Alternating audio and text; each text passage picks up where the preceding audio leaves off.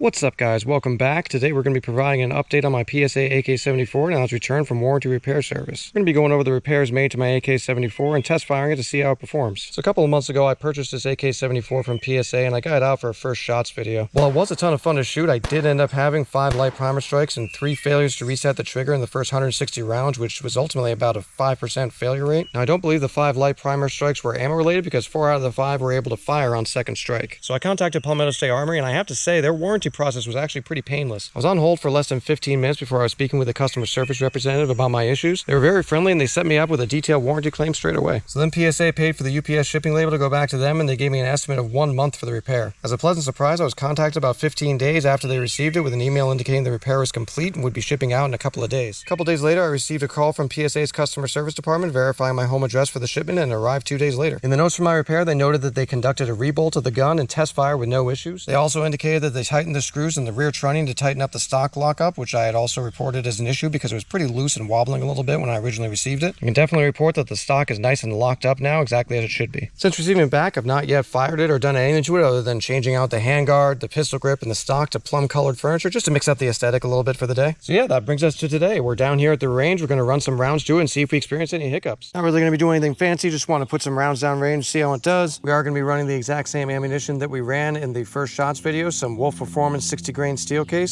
So yeah, without further ado, let's fire it up and see how it performs.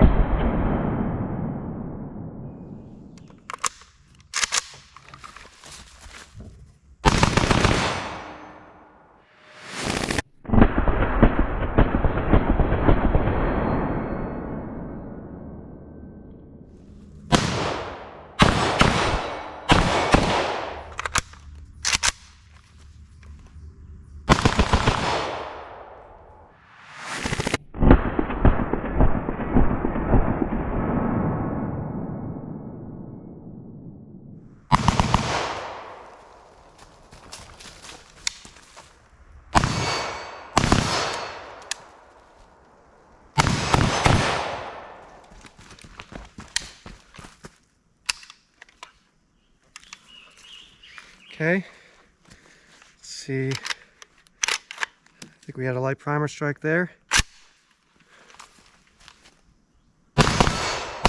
Sorry guys, the battery died on me there. Appear to have another light primer strike. Not sure if you can see that, I don't think it's in focus. It appears to be a pretty good hit. We'll see if it'll fire on second strike. Yep. All right, so we're gonna have to keep an eye on that.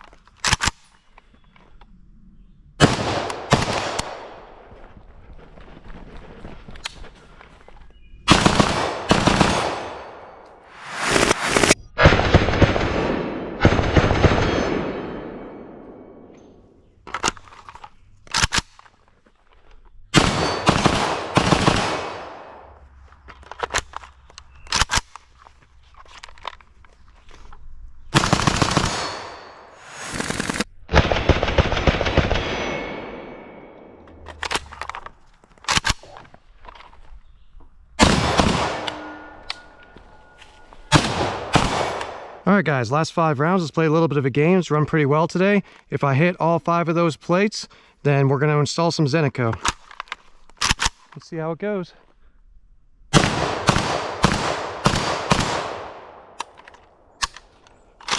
All right, looks like you're getting upgraded.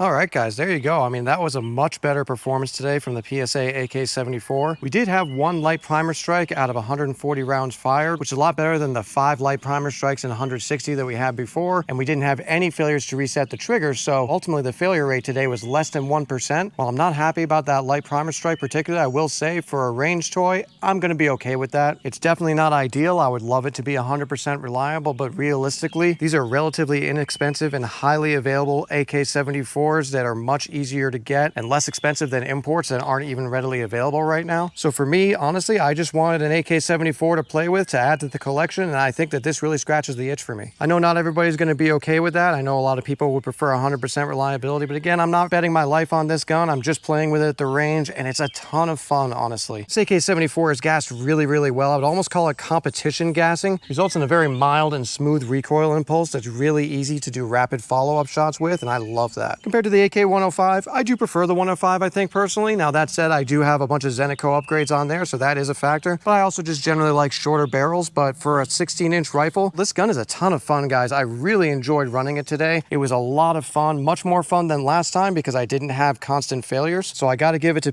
PSA support on this one. Obviously, I would have preferred to get a 100% flawlessly working gun from the jump, but honestly, they have a lifetime warranty. I had to use it, and in my eyes, they made good on it, and I'm really, really happy with the final product that I've received. The action is really smooth. I love the PSA safeties. It's very similar to a Krebs safety, but it's really, really nice. It's easy to actuate and really didn't need any adjustment at all, so I love that. Honestly, I really like the way the plum furniture looks. I might keep it on there, but I do have some Zenitco furniture that could look really nice on here and add some functionality to it as well. As much as I do like the standard profile AK grips, I do have a couple of other options that I'd like to try, so I'll probably do that. Guys, one of the things I wanted to do today is see how it ran, and if it ran well enough that I was confident it was going to work for me, then my plan was to do some upgrades, so I think that is what I'm going to do. Rest assured, once I complete those upgrades, I'll make sure to get it out here for a full-on range day video and see how it does. So that's going to be all for today, guys. We got a lot more videos coming up soon, including more AKs, ARs, PCCs, handguns, and shotguns. So remember to like and subscribe, ring the bell, stay tuned, and thanks for stopping by.